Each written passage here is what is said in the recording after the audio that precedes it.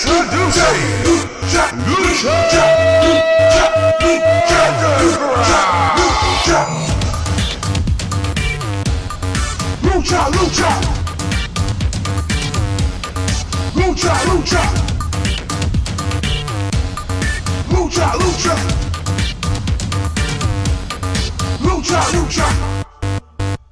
It is time for another Lucha Underground review. Ladies and gentlemen, this is my review of Lucha Underground Season 2, Episode 14. We had the big Trios Tournament Finals tonight, as well as Johnny Mundo fighting Cage in a cage for the Aztec medallion. And both matches were fantastic. Both matches were big, and they took up a lot of time. But you know what? It's getting to a point with Lucha Underground where I'm going to be real. I can't decide. I can't decide what match is the best match I've seen this season, because they're all amazing. They are all setting the bar very high for what a match should be, what kind of quality we can get in wrestling matches. And I'm very proud, very happy that I became a fan of this show. It is not too late to become a fan of Lucha Underground. Right now, you can watch Lucha Underground on Fubo TV or iTunes, depending on whatever one you prefer. Links to them are down below in the description box. But enough of that. Let's get to the show. This awesome show. We get an update on Mil Muertes and Matanza after they went through the roof last week. Both of them are currently out of action until further notice. But both will be back very soon to continue their feud. We kick off the show with Johnny Mundo taking on the man they call Cage inside a steel cage for the Aztec medallion. And freaking awesome match. Just an awesome match from bell to bell. Lots of innovation, great spots off the top rope. You got Johnny Mundo hitting a freaking Spanish fly, a C4, a backflip, Uranagi slam, whatever you want to call it. Awesome stuff off the top rope. You got him hitting the Moonlight Driver. That little awesome neck breaker he does off the top rope. And he tried to hit it into the world off the cage, which he used to beat King Cuerno last year, but it failed this time around because Cage is a monster. I mean, excuse me. He's a machine! But everything he tried, everything Mundo had to throw at Cage had an answer for, and he couldn't beat him. Cage was just too good for Mundo. Even with the aid of Taya, who eventually got involved, he still managed to conquer both of them. Now, in my personal opinion, Mundo is kind of his own worst enemy, which is a trait he's been displaying since he joined Lucha Underground. He had plenty of opportunities to put Cage away. He could have escaped the cage. He could have pinned him at one point, but he took his time, he enjoyed the moment, basked in his own glory, and by the time he tried to act on the situation, that's when Cage capitalized and made him pay for trying to satisfy his own ego. Eventually, Cage handcuffs Taya to the ropes and then hits Mundo with a sit-out Steiner screwdriver, made famous by Scott Steiner. And he wins the match and the Aztec medallion. Awesome match again. These two can go forever. These two can fight forever, and I would have no problems with it. We'll see where it goes from here. I have a feeling these two aren't done. And, man, I loved it. Loved every single moment of this match. Just great stuff.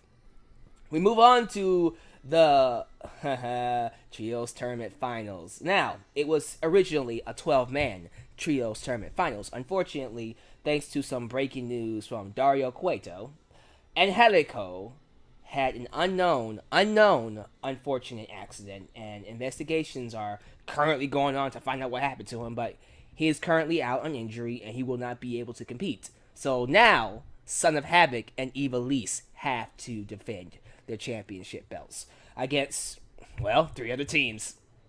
So it is now an 11-man, 4-corner elimination trios tournament finals match featuring Jack Evans, PJ Black, Phoenix, Cortez Castro, Mr. Cisco, Joey Ryan, Alyx, Son of Havoc, Rey Mysterio, El Dragon Azteca Jr., and Prince Puma. Extremely awesome match. Awesome hot start, too. Hot start. It was fast paced. I'm not going to lie to you. It was hard to call. It was so much happening. I swear to God, I blinked. While I was blinking, I felt like I missed something. I was like, I'm watching it, right? I'm like, oh my God, this is so awesome. And then I was like, oh crap, what did I miss? Seriously, it was like that. The action was so fast paced. If you blink, you miss something. And we got bombarded with all kinds of awesome high flying greatness. And everybody had a chance to shine. There was a diving over the top rope spot where people did different dives and different flying moves that made them look awesome. It came down to, when it came to the first pinfall, it came down to Castro and Ryan, because Ryan wanted to get some revenge on Alyx, and he distracted Castro from capitalizing on Alyx while she was down, and they had an argument because Ryan was like, tag me, and Castro was like, no, I got this. Turned around, Alyx runs him up and pins him. So that team is done. Look forward to seeing where that leads when they confront their boss, because they failed to capitalize on this opportunity to get closer to Dario Cueto. It came down to the last 3 teams, and Alyx fought very hard. Alyx and Son of Havoc put up a valiant effort, but the numbers game took over. It took over. Alyx hits I think it was Jack Evans with that awesome Code Red / Yoshi Tonic leg trap sunset flip powerbomb. And then PJ Black super kicks her, knocks her out, allowing Evans to pin her. Which means, ladies and gentlemen, we are going to have a new, all brand new trios champions. Came down to Phoenix, Jack Evans, PJ Black, and the Lucha Trinity, Rey Mysterio, Azteca Jr., and of course Prince Puma. So tell me why these 2 teams are so fucking awesome. These 2 teams cut a freaking awesome masterpiece these last 5, 7, 10 minutes. It was just great.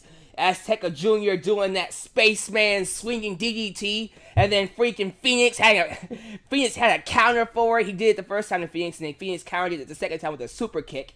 That was freaking awesome. Those 2 should have a match. I'm serious.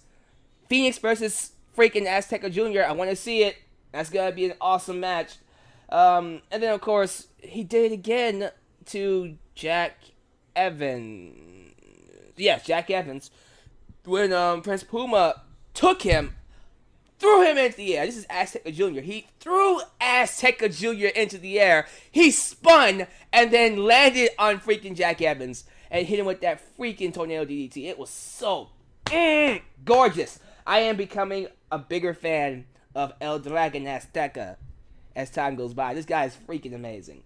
The match ends with Rey Mysterio hitting his little springboard. Well, what do you call that move again?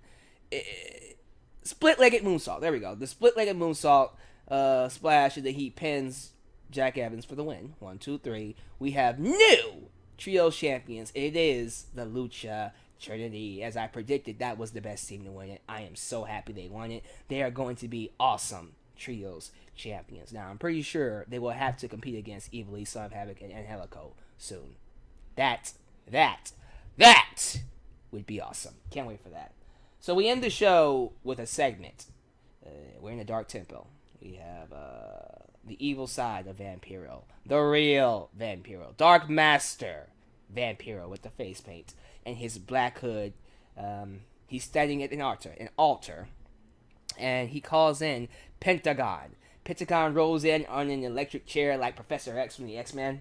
And then he comes to a stop in front of Vampiro, and Vampiro tells him, get up.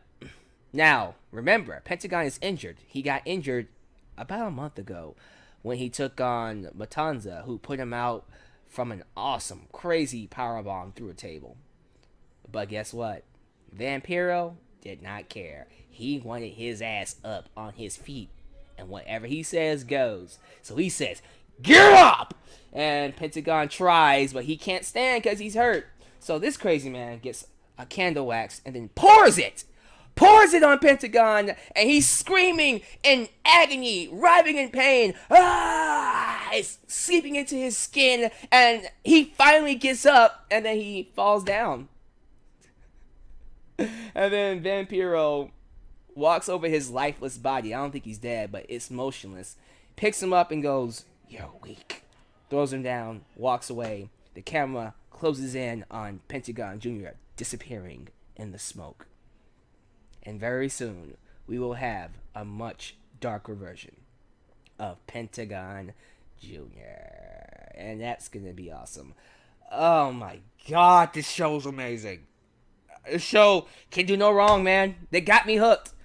What Lucha Underground has over WWE is a hook. They have mastered the art of a hook. They know how to get you wanting more, to hook you for next week. And you know what? That is why they are awesome. Great show. Loved it. Give me your thoughts about it, your favorite segment, your favorite match, everything down below in the description. Check out Lucha Underground if you haven't. Please. You will not regret it. It is your boy, Alyx, man, signing off from Lucha Underground. Peace.